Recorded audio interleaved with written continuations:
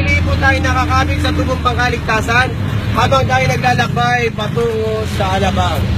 Maraming salamat po.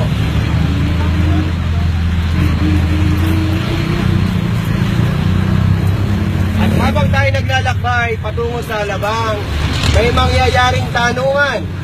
Sa bawat tanong ko na masasagot nyo, ang pamasahe nyo ay ibabalik ko. Okay na po ba sa inyo? Okay na po ba magtanong? Okay. Wag lang mat. Hindi ko rin gusto mat eh. Okay. Unang katanungan. Balik pamasahe po tayo. Sino po ang asawa ni Abraham sa Biblia? Sarah, yung nakadilaw. Saan na baba mga ate? Alabang. Alabang.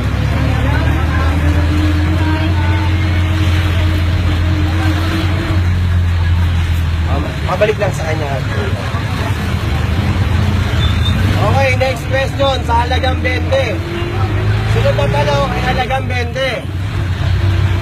Ano po yung pinakamahabang versikulo sa Biblia? Pinakamahabang verse.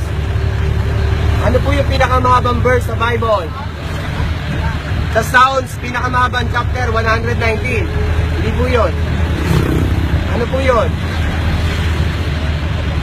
Lagi ko na yung tinatanong to sa'yo. First time nyo ba lahat? First time? Praise God. Okay, ang pinakamahabang verse sa Bible ay, tandaan nyo po, para kung sakasakaling makasakay uli kayo rito, makakalibre na kayo ng pamasahe. Nasa aklat ng Esther, chapter 8, verse 9. Meron siyang 71 words. Okay po? Okay. Sunod na tanong, balik pamasahe. Sunod na tanong, balik pamasahe. Tuloy-tuloy po ang tanungan ha. Makinig na mabuti sa sunod na tanong. Kung may pinakamahabang versikulo sa Biblia, ano naman po ang pinakamaiksing verse? Pinakamaiksi naman, pinakamaiksi. Ha? May nakakalam? Wala po. O, ang tamang sagot po, John 11:35. Jesus wept. Okay? O tumangis si Jesus. Marahil, kayo ay nagtataka. Bakit si Manong Driver nagtatanong ng tungkol sa Biblia? Ito po ang aking dahilan. Sana inyo pang paintulugan. Ano po? Okay na po ba? Kasi po, ang generation po ngayon, wala na pong interest na magbasa ng Biblia. Amen?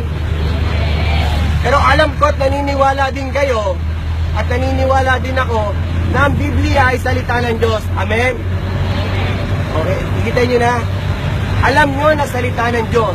Pero bakit ayaw natin basahin? Diba? Parang isang misteryo. Diba? Alam mo na salita ng Diyos yun, pero ba't ayaw mo basahin? Bakit ayaw mo alamin? Pero yung iba dyan, bato-bato sa langit at samahan ay huwag magagali.